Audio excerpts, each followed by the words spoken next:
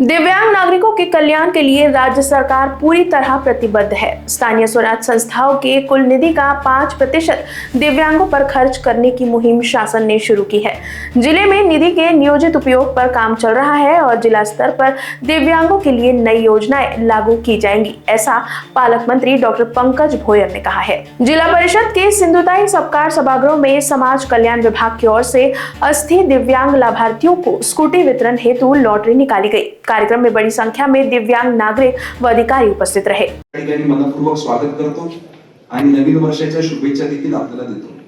दरवर्षी आपण ज्या स्थानिक स्वराज्य संस्था आहेत त्या ठिकाणी जिल्हा परिषद असो किंवा नगरपालिका असो किंवा नगरपंचायत असो किंवा इव्हन ग्रामपंचायत असो, या सर्व स्थानिक स्वराज्य संस्थांच्या निधीमधून 5% निधी हा दिव्यांगांवरती खर्च झाला पाहिजे। त्यांना वेगवेगळ्या योजना किंवा लाभांच्या वस्तू देण्याकरिता एक विशेष अशी मोहीम काही वर्षाआधी सरकारने त्या ठिकाणी सुरू केली आणि त्याची प्रत्यक्ष अंमलबजावणी आपल्या वर्धा जिल्ह्यामध्ये काटेकोरपणे झाली पाहिजे याच्याकरता आमचे सहयोगी मित्र संजयजी जाधव यांनी पुढाकार घेतला आणि बघता बघता मागच्या अनेक वर्षापासून ज्या स्थानिक स्वराज्य संस्थेमध्ये तो निधी तसाच ठेवलेला होता त्याचे योग्य पद्धतीने वितरण करण्याचा प्रयत्न आपल्या माध्यमातून त्या ठिकाणी होतो आहे।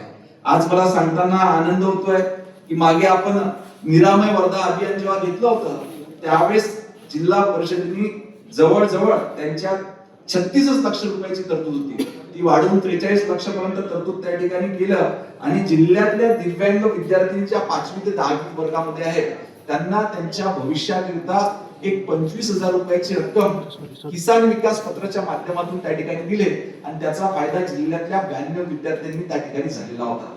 मग आपला जो काही निधी उरला होता हा निधीचं देखील योग्य वितरण त्या ठिकाणी झालं पाहिजे आणि दिव्यांग बंधू भगिनींना त्याचा फायदा झाला पाहिजे। आज अनेक दिव्यांग बंधू भगिनी हे वेगवेगळ्या ठिकाणी आपला व्यवसाय करतात किंवा नोकरीवर त्या ठिकाणी जात असतात, तर त्यांना जाण्या येण्याकरिता मोठ्या प्रमाणावर आपल्याकडे मागणी होते की त्या ठिकाणी इलेक्ट्रिकवरची स्कूटी मिळाली पाहिजे। ही स्कूटी देण्याचा प्रयत्न देखील आपण त्या ठिकाणी केला आणि आज आमच्या समोर प्रश्न उभा झाला की रिक्वायरमेंट जवळजवळ 100 ते 125 लोकांना आहे, परंतु हे देताना आपला जो निधी हा तोडगा असल्यामुळे केवळ 12 स्कूटी आपण त्या ठिकाणी घेऊ शकलो। मग सरळ या सर्वांचा एक लकी ड्रॉ करून ज्यांचा याच्यामध्ये नंबर लागेल तो आपण उपलब्ध त्या ठिकाणी करून देतोय। आज 12 लकी ड्रॉ धारकांना त्या ठिकाणी 12 स्कूटीचा लाभ होणार आहे। परंतु मी आपल्या सर्वांना आश्वस्त करतो की लवकरच जिल्ह्यातले जेवढे आवश्यक, मला संजयजी जाधव यांनी जवळजवळ 100 ते 125 लोकांची यादी असल्याचं सांगितलं, याच्याकरता देखील आपण अजून कुठेतरी निधी मिळतोय का आणि प्रत्येकाला ही स्कूटी कशी देता येईल याचा प्रयत्न आपण येणाऱ्या काळामध्ये त्या ठिकाणी करणार आहेत। या ठिकाणी निश्चितपणे मी आभार व्यक्त करेन राज्याचे मुख्यमंत्री सन्माननीय देवेंद्र फडणवीस साहेबांचं की ज्यांनी या राज्यामध्ये स्वतंत्र असा दिव्यांग विभाग त्या ठिकाणी राज्यामध्ये अस्तित्वात नव्हता, त्याची स्वतंत्र अशी आस्थापना आपल्या मंत्रालयामध्ये केली आणि आज आपण बघतोय की अनेक योजना या दिव्यांग कल्याण विभागाच्या माध्यमातून आपण त्या ठिकाणी करतो आहे। आता मला सांगितण्यात आलं की जवळजवळ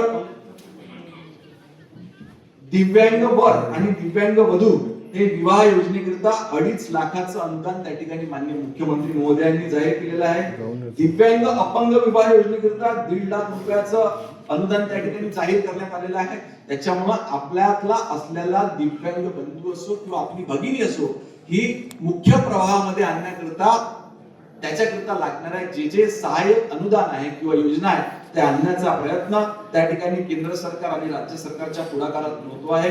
येणाऱ्या काळात लवकरच आपण ज्या योजना जिल्हा स्तरावरून तयार करू शकतो आणि त्या देखील उपलब्ध करू शकतो त्याचा प्रयत्न आपण त्या ठिकाणी करतोय। या ठिकाणी आज हिंगणघाट के भैया और मैं नाम भूल गया आपका, पठाण सर का नाम कैसे बार बार बोल रहा हूँ। पठाण सरांनी विशेषची मदत आपल्या भागातल्या या अंगणवाडी सुपरवायझर ज्या होत्या, मला मागे कुलसुंगे मॅडमनी सांगितलं होतं की आपल्या सर्व अंगणवाडी सेविका मदतनीस यांच्या या सुपरवायझर आहे जिल्ह्यातल्या त्या 60 जणी या फार मोठ्या प्रमाणावर जिल्ह्यामध्ये करत असतात। त्यांच्या कामांचं एक व्यवस्थित नियंत्रण व्यवस्थापन झालं पाहिजे याच्याकरता त्याची लॅपटॉपची व्यवस्था करावी अशी सूचना कुलसुंगे मॅडम आपण त्या ठिकाणी केली होती। पठाण साहेबांनी ती मागणी त्यांचे जे एमडी आहेत सन्माननीय प्रशांतजी मोहता यांना आपण विनंती केली होती, त्यांनी ती विनंती या ठिकाणी मान्य केली आहे। त्यांचं देखील या जिल्हा प्रशासनाच्या वतीने आभार व्यक्त करतो आणि येणाऱ्या काळात समाजातल्या प्रत्येक गोरगरीब गरजू व्यक्तीला कशी मदत करता येईल हा प्रयत्न सातत्यानं आपण या ठिकाणी सुरू ठेवणार आहेत. आपल्या सर्वांना मनपूर्वक शुभेच्छा देतो आणि माझे 2 शब्द संपवितो. धन्यवाद. Bureau report, Lokvahini news, Wardha.